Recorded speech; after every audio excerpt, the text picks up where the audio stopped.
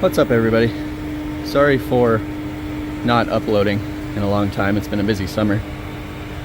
Today I'm recovering refrigerant from this unit so we can replace this branch controller. This is the new one. And I figured it'd be a good time to go over the refrigerant flow through this branch controller and how it works in heating main, heating only, cooling main, cooling only. Because I'm sure a lot of you don't have a good idea or a good understanding of what goes on in here. It looks like a lot is going on, but once you break it down, it's quite simple. So it's going to be hard to kind of show you the flow just because there's a lot of piping and the camera angles are going to be kind of weird, but I'll do my best. Hopefully it all makes sense. But first off, we can start with heating only.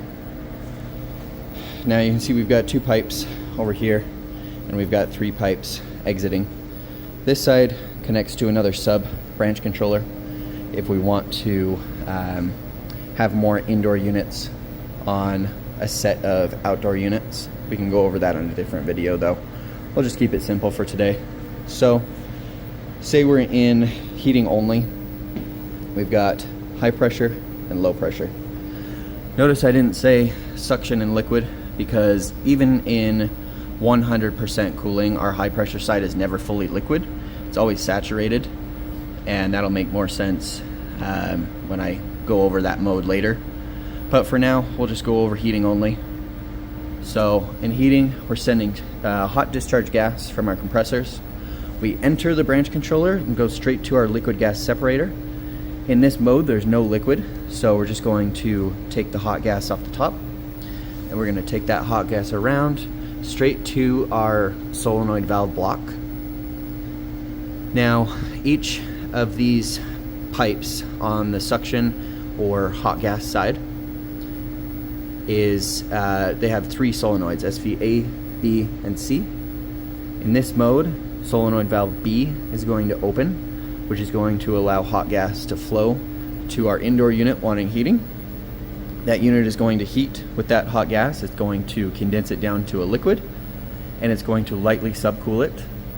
That liquid is then going to travel back, check in, and now we need to subcool it one more time. So anytime we're subcooling liquid, we're subcooling it twice with Mitsubishi. So we've subcooled it once in the indoor unit, now we need to subcool it one more time. So we're going to take that liquid back and we're going to inject it in between our two subcoolers. So after our first subcooler, before our second, because we only need to subcool it one more time. Okay, so we're going to inject it into our first or our second subcooler. It is going to be subcooled and become a solid column of nothing but liquid. It is going to exit our subcooler and enter this LEV3. In heating only, this LEV3 is our primary metering device. We need to take that liquid that we've made by heating and convert it into a suction gas, ideally. So we take that liquid that we just got from the indoor units, we flash it through this LEV, and we use it to cool our subcoolers. Okay, so we take that liquid, it goes through our LEV, and it enters our second subcooler first, flows through, enters our first subcooler, and then if we follow it right here, it goes straight back into our suction line, which comes up and exits and goes out to our outdoor unit. If we still have remaining liquid, we can flash it at the outdoor units and get that superheat, and then take it back to our compressor and start the cycle all over again. So now we can go over cooling only. So we enter on the high pressure side, saturated, so that's a mix of vapor and liquid, and we keep that subcooling around 0 to 2 degrees maybe. We have very little subcooling. And the reason we do that is the size of this pipe. Imagine if we had a 500-foot line from the outdoor unit to this main BC. If this was full of liquid that refrigerant charge would be insane. Okay, so we enter saturated. Now we enter the gas liquid separator. We leave as a liquid. We come around. It's going to be hard to see, but essentially we're going to enter our subcooler. We're going to subcool it once, 9 to 27 degrees. We're going to enter the second subcooler, 27 to 54 degrees of subcooling, exiting the second subcooler. Okay, now we've got a lot of subcooling. Now we're just going to exit that second subcooler, and we're going to follow it around, and we come here, and we come up, and we enter the check valve block. Now, any unit wanting cooling needs liquid. So we open SV, A, and C on the suction side, which allows the refrigerant to check in. It goes to the indoor unit, is superheated, comes back as a suction gas, enters the suction line, goes outside to start all over again. Now we can go over heating main, which is mostly heating with a little bit of cooling. Now we're getting into the simultaneous nature of heat recovery. We can heat and cool at the same time, and we can do it with only 2 pipes. So again, heating main, we're going to send hot gas in, take it off the top, we're going to heat with it. All right, that's going to condense into a liquid. It's going to subcool it, just like heating only. We're going to come back and we're going to subcool it again.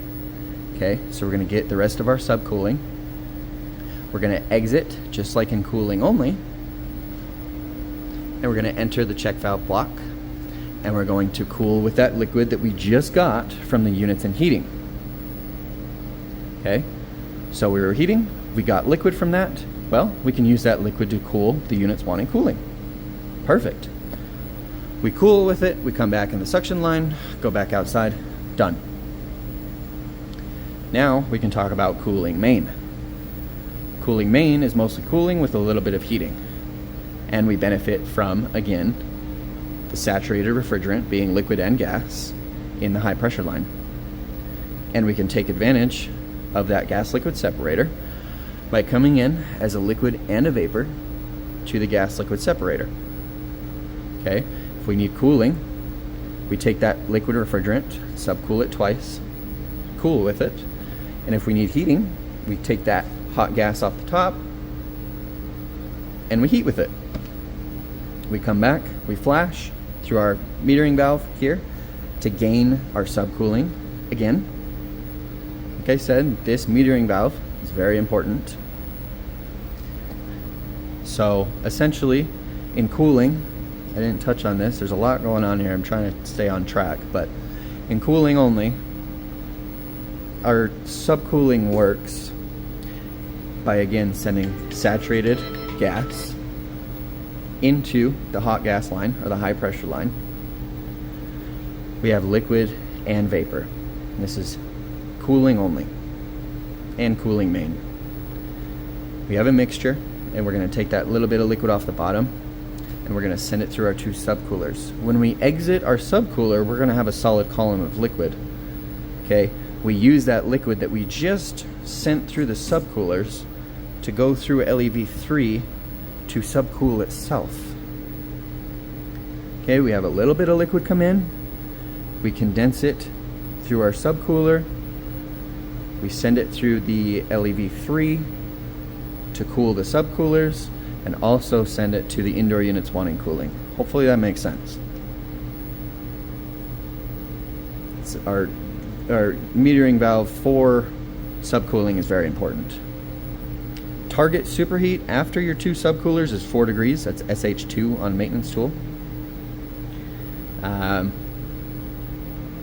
then we've got LEV1 right here, which is between our 2 subcoolers. Okay, so we enter our first subcooler, we leave, we go through this LEV1, and then we enter our second subcooler. That's what's called our DPHM, our difference in pressure in heating mode. Now that's very important because when we're trying to heat and cool at the same time, we need a pressure difference to allow refrigerant flow. Okay, so if we've got 400 psi coming in, this LEV will restrict in heating mode, and then it will be a lower pressure on the second subcooler side. Now that's important because if you remember, we have liquid coming back from our indoor units. Okay, so we heat with that hot gas and then we come back to be subcooled again. Well, that liquid coming back is not going to join in with this second subcooler if they're at the same pressure.